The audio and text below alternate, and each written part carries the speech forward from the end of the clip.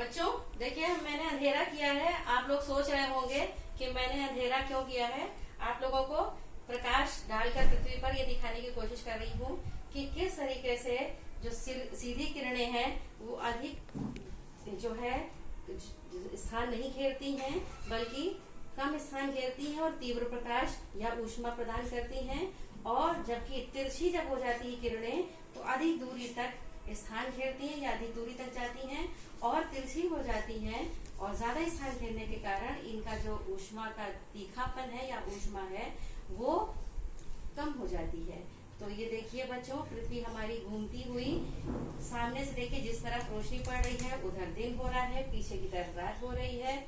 और इसके साथ साथ जो मध्य का भाग है वो सबसे अधिक प्रकाश पा रहा है। जब सूर्य की स्थिति दक्षिणायन होती है तो दक्षिणी गोलार्ध की तरफ देखिए रोशनी ज्यादा पड़ रही है और उत्तरी गोलार्ध अंधेरे में डूब गया है।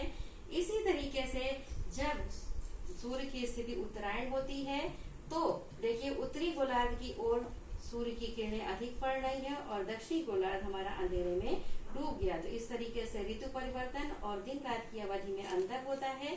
इसके साथ साथ जो सूर्य का ताप है वो विभिन्न स्थानों पर भिन्न भिन्न दशा में प्राप्त होता है। जो पृथ्वी का मध्य भाग है वो वर्ष में भूमध्य रेखा और उसके आसपास का जो भाग है वो वर्ष में एक बार सूर्य सीधा जरूर यहाँ चमकता है और तीखी या सीधी किरणों के कारण यहाँ पर तापमान बहुत अधिक प्राप्त होता है। हाँ तो बच्चों, जिस प्रकार पृथ्वी पर जिस अवस्था में पृथ्वी के और जिन स्थानों पर सूर्य के ताप जो पड़ता है उसके अनुसार ताप के ही अनुसार हमारी पृथ्वी पर ताप के कटिबंध हम लोग ताप को कटिबंधों में विभाजित कर सकते हैं पृथ्वी को।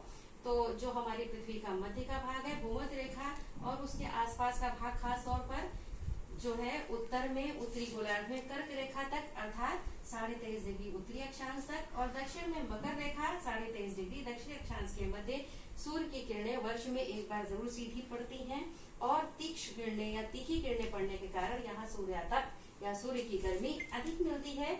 इसलिए इस स्थान को हम लोग या इन स्थानों को उष्णकटिबंध के अंतर्गत रखते हैं। इंग्लिश में इन्हें ट्रॉपिकल जोन कहते हैं, जहाँ पर सीधी किरणें पड़ती है और तापमान उच्च पाया जाता है।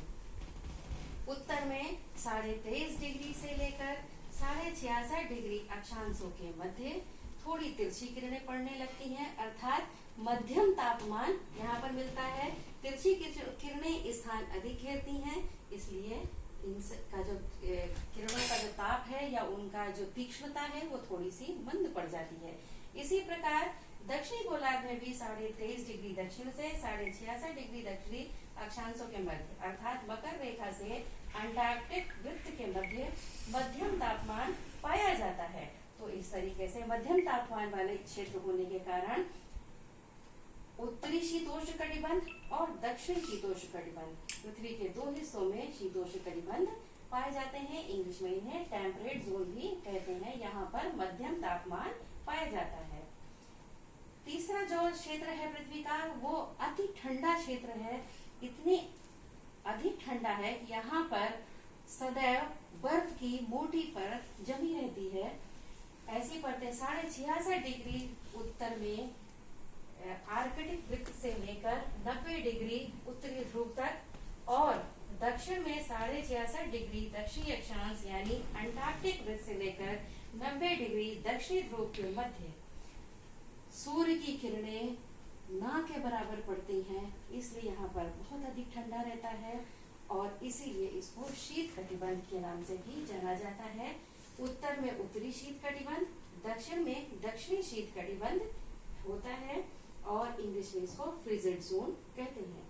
बच्चों, हम लोगों ने कर्क रेखाओं में महत्वपूर्ण कर्क रेखाएं या हम लोगों ने अक्षांश रेखाओं में बहुत सारी महत्वपूर्ण अक्षांश रेखाएं पढ़ी थी। हमने आपको पहले भी बताया था भूमध्य रेखा, कर्क रेखा, आर्कटिक वृत्त, दक्षिण में मकर रेखा और अंटार्कटिक वृत्त इसीलिए पढ़ी थी।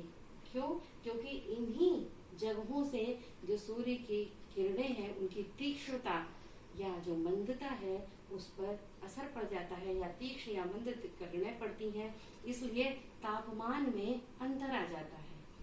क्योंकि हमारी पृथ्वी की जो सतह है वो वक्राकार है, अर्थात गोल है।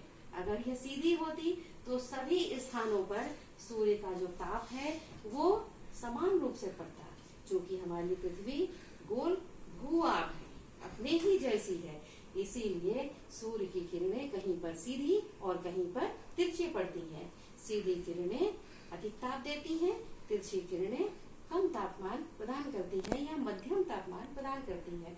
इस तरीके से पृथ्वी के जो प्रमुख अक्षांश है उन जगहों से ताप के कटिबंधों को हम लोग विभाजित कर सकते हैं।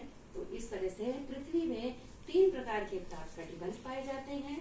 पहला उष्ण कटिबंध, दूसरा शीतोष्ण कटिबंध और तीसरा शीत कटिबंध। उष्ण कटिबंध मध्य में, शीतोष्ण कटिबंध 2 स्थानों पर, उत्तरी गोलार्ध में और दक्षिणी गोलार्ध में। इसी प्रकार जो शीत कटिबंध है वो भी उत्तरी गोलार्ध में और दक्षिणी गोलार्ध में है। तो इस तरीके से बच्चों आज आपका पृथ्वी की गतियां चैप्टर कंप्लीट किया मैंने। उम्मीद है आप लोगों को ये समझ में आ गया होगा। अगर कोई और क्वेरीज आपकी हो तो आप मुझसे संपर्क कर सकते हैं। धन्यवाद बच्चों।